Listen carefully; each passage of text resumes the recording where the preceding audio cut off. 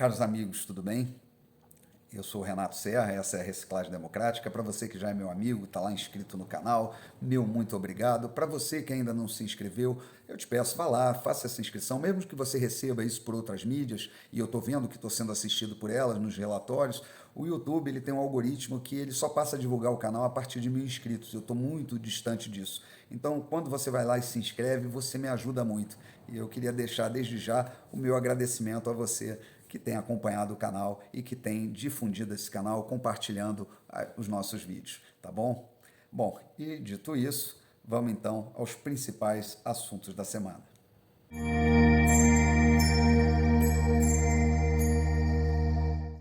E essa semana tivemos aí a verborragia dos nossos eminentes ministros, né? Vamos começar aí pelo Barroso, que falando besteira, mais uma vez, e dessa vez a frase foi: eu perdi muito tempo com a besteira do voto impresso. Então eu queria explicar ao ministro que essa besteira que o senhor perdeu esse tempo aí, ela não é de hoje, ela vem lá de Brizola, que já desconfiava do processo, em especial da urna eletrônica, que em 2009 foi apresentado um PL que foi aprovado na Câmara, que era exatamente que instituiu o voto impresso, foi derrubada essa decisão pelo STF na ocasião, e sob o argumento que não daria tempo para aquelas eleições, que seria um processo muito custoso na época, e etc. E aí fizeram a sugestão que fosse apresentada uma PEC.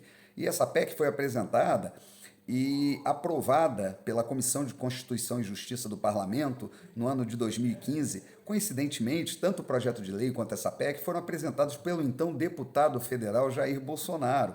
Então o presidente ele não faz isso apenas porque está hoje aí e ele agora está questionando o processo, não. Ele vem questionando o processo há muito tempo e vem sendo reeleito há muito tempo, né, durante o parlamento, e agora eleito presidente sempre questionou esse processo. Então não é uma coisa de agora. Então quem está perdendo tempo e quem está falando besteira é o senhor quando faz militância num papel que não lhe cabe, militância político-partidária, e falando uma série de impropérios aí. Então, sempre com essa voz de veludo, com essa postura elegante, essa coisa de cavaleiro inglês, mas que na verdade esconde aí uma pessoa completamente venal, completamente desqualificada para estar ocupando o cargo que ocupa.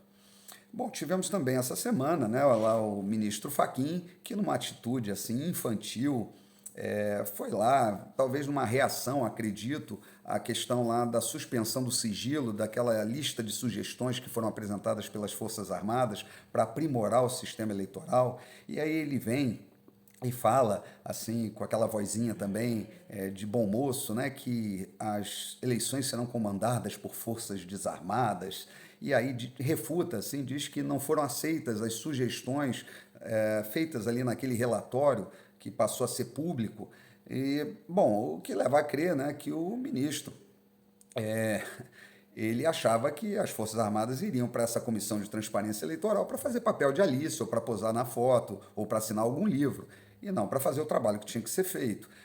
Mas eu digo ao ministro que não vai ser assim pela retórica e nem pela fé, né, que ele evoca ali para que a gente tenha nesse processo, não, vai ser sim a confiança do processo, ele vai ser através da segurança, né, da técnica, né, de todo o processo está sendo revisto e validado por todas as pessoas que participam ali daquele comitê de transparência.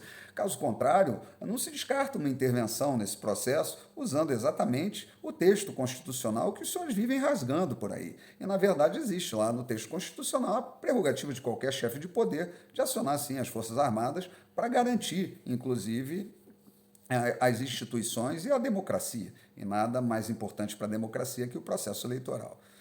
Tivemos também essa semana aí o Alexandre de Moraes, mais uma vez, né, fazendo aí suas picuinhas, né, Daniel Silveira, que já está indultado, quer dizer, teve a pena principal comutada, mas ele continua perseguindo esse deputado, instituindo multa, querendo que ele coloque uma tornozeleira eletrônica como medida cautelar. Não existe a medida cautelar, se já foi suspenso a condenação principal, mas ele continua nesse processo de perseguição pessoal como um verdugo, como um inquisitor. E também, essa semana, ele foi lá e pediu para que os provedores derrubassem a página daquele jornalista, Alan dos Santos, o qual ele fez um pedido de extradição, está lá exilado, é um perseguido político, e esse pedido de extradição lá nos Estados Unidos não foi aceito, né? Afinal de contas, lá não há um crime de opinião. Então, é, o nosso ministro ele nos brindou com uma frase que realmente ele plagiou lá de Humberto Eco, mas que realmente dessa vez eu tenho que concordar com ele. A internet deu voz a muitos imbecis. Agora, é interessante dizer que os imbecis também têm direitos e eles não podem ter esses direitos suprimidos. Não existe no texto constitucional que as pessoas são livres e tal, menos os imbecis. Não. Aos imbecis tem a pena da burrice, mas pelo menos, né, o que eu acredito nesse caso é que imbecis não deveriam ocupar altos cargos dentro da máquina pública, em especial serem elevados ali a ministro do Supremo Tribunal Federal. Isso realmente não deveria acontecer. Mas, infelizmente, não é isso que a gente está vendo.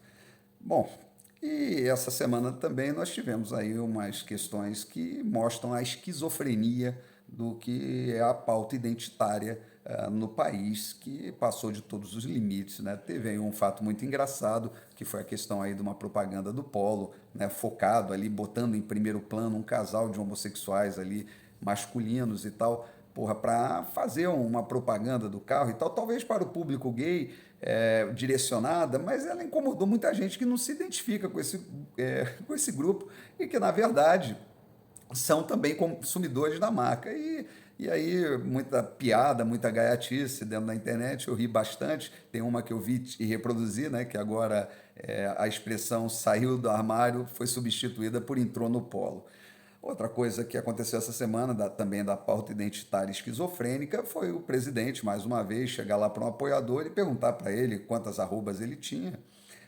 Aquela piada, né, vamos dizer, do tio do pavê, e por acaso esse apoiador, né, negro, e aí vem lá o PT para falar que isso foi crime racial, né? Quando o cara é a mesma coisa que querer prender aquele tio que chega no Natal, né, deixa a gente todo constrangido falando aquelas piadas. Na verdade, eu hoje sou o tio do pavê, né? Então eu não gostaria de ser preso por fazer uma piada sem graça.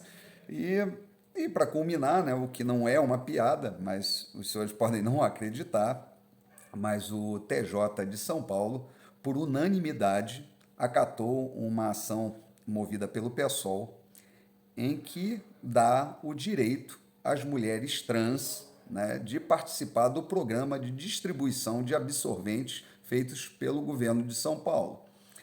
Ou seja, na decisão está lá dizendo que é uma grande vitória e tal, igualar os direitos das mulheres trans com as mulheres biológicas. Ora, meu Deus, uma mulher trans só vai usar absorvente se tiver com hemorroida. Ora, não há o que direito nisso, não, é uma coisa completamente esquizofrênica, mas vocês podem não acreditar, mas foi uma decisão e uma decisão unânime de um tribunal, vamos dizer assim, de desembargadores lá de São Paulo, uma coisa assim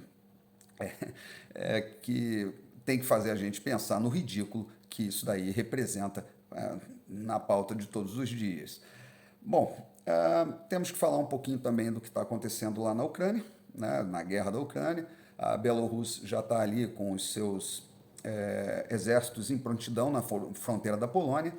A Finlândia declarou a sua vontade de entrar para a OTAN. E aí os russos cortaram o gás, né, que passava pela Finlândia, um gasoduto que passava lá e abastecia a Alemanha. Bom, essa guerra, que eu inicialmente achava que seria rápida, a guerra convencional, né, a guerra por terra de conquista, até pelo tamanho do exército russo e pelos interesses ali, eu já estou vendo que essa guerra mundial ela apenas começou. E essa guerra é uma guerra de fato econômica. E agora ela começa a ser interessante para os partícipes dessa guerra, em especial aos Estados Unidos da América, que começa também a entrar no mercado, a suprir, a poder fazer de alguma forma, reorganizar essas questões de fornecimento de insumos energéticos para esses países. E a verdade é que isso vai causar um aumento dos derivados de petróleo e do barril do petróleo, sem que haja necessidade de se mexer na produção ou se investir. Isso é muito interessante para quem detém a economia, os meios de produção, porque, na verdade, é uma forma de concentrar capital empobrecendo as pessoas, né? Que é quando você não faz o crescimento econômico, você não estimula isso, e simplesmente você controla a demanda, você reprime a demanda e você cria uma escassez artificial.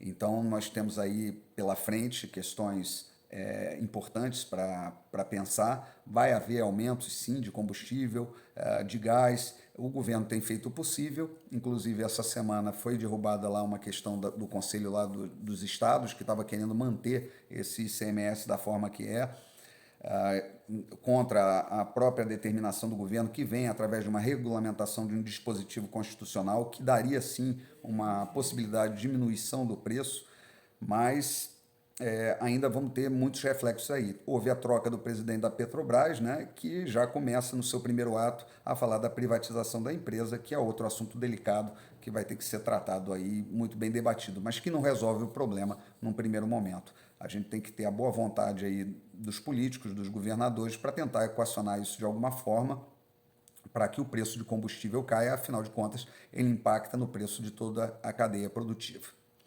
Bom, era isso que eu tinha para falar para vocês. Um grande abraço e até a próxima.